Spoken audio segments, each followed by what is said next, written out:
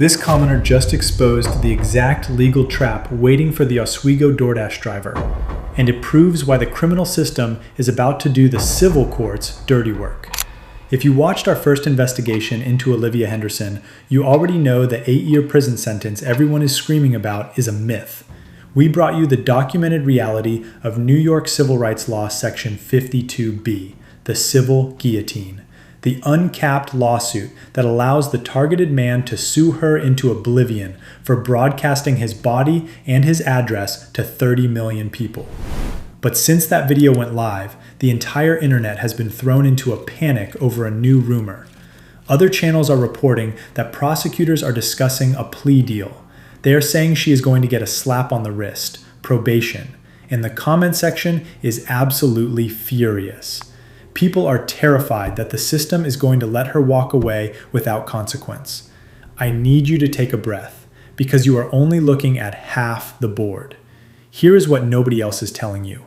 A criminal plea deal is not an escape hatch. Under New York law, a guilty plea acts as a legally binding confession in civil court. It is a doctrine called Collateral Estoppel. If she takes a plea deal, she legally forfeits her right to defend herself against the multi-million-dollar lawsuit. But that is not even the most devastating part. Every single person complaining that she will only get probation is missing the mechanical reality of how probation actually works.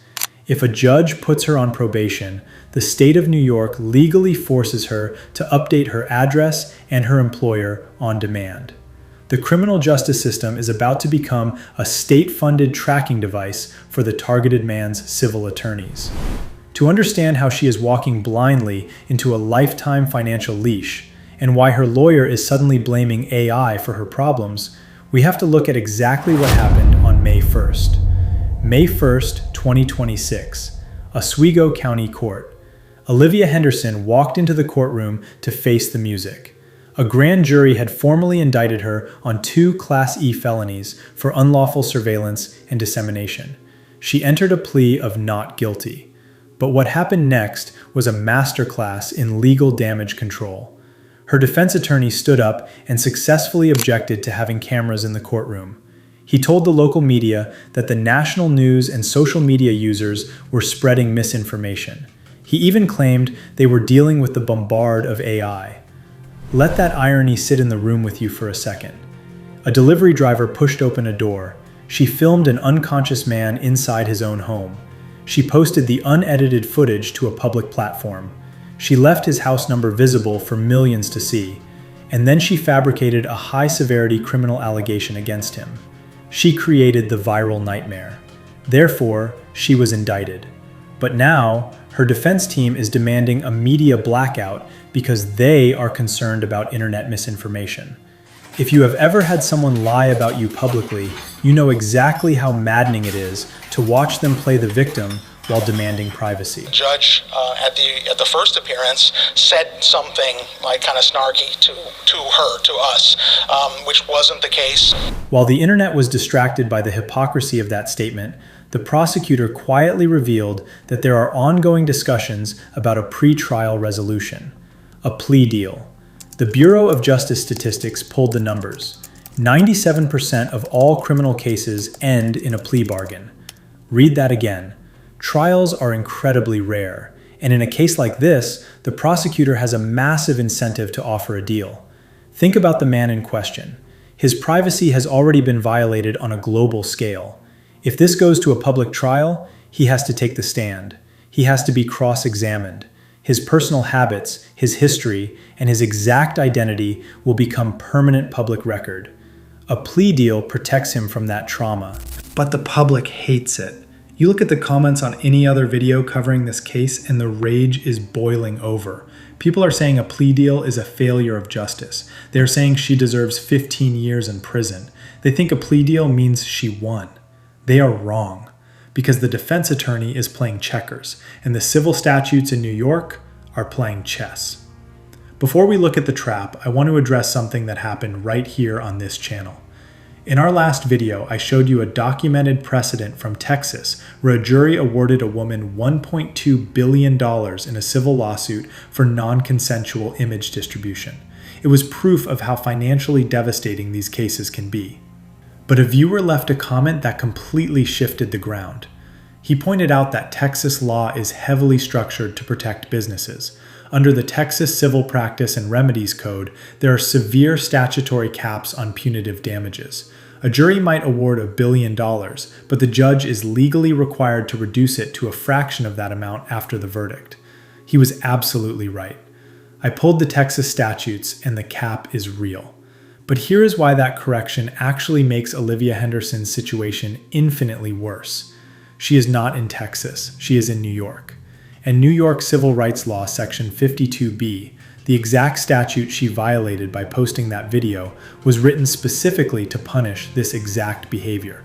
There is absolutely zero statutory cap on punitive damages under 52B. None.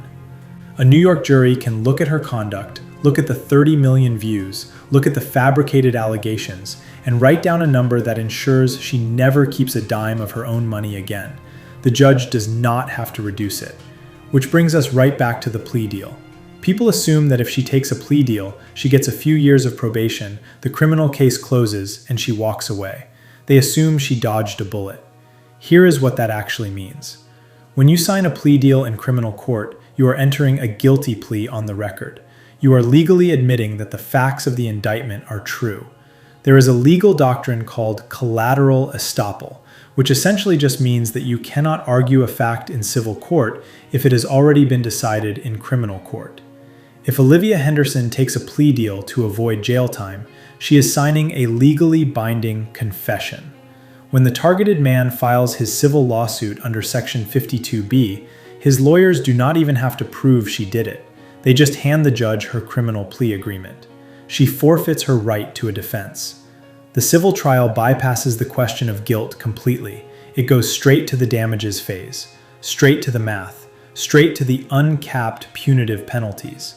She takes the plea to avoid a cell, and in doing so, she hands them the key to her bank account for the rest of her life. But stay with me, because another viewer in our comments pointed out the final piece of the puzzle.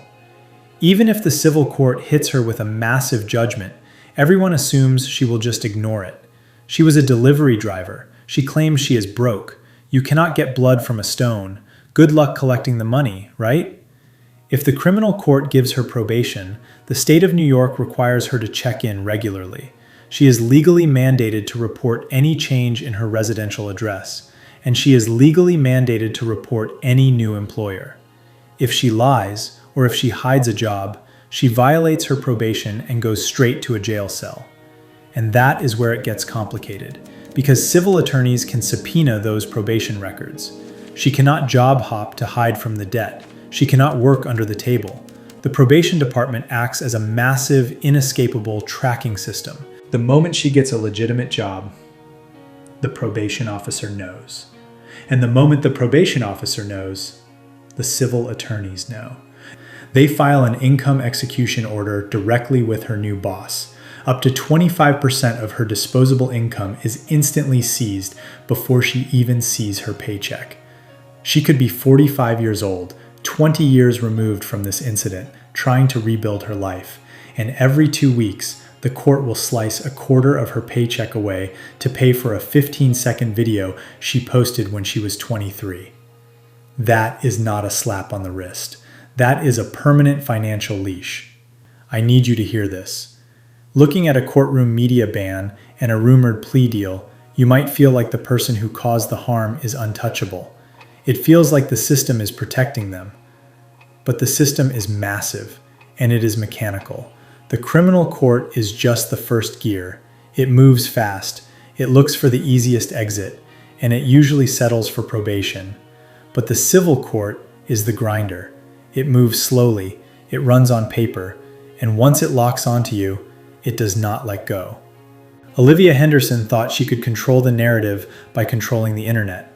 Now her lawyer is begging the judge to turn the cameras off. But you cannot plea bargain your way out of a civil judgment. And you cannot hide from a debt when the state itself is tracking your employment.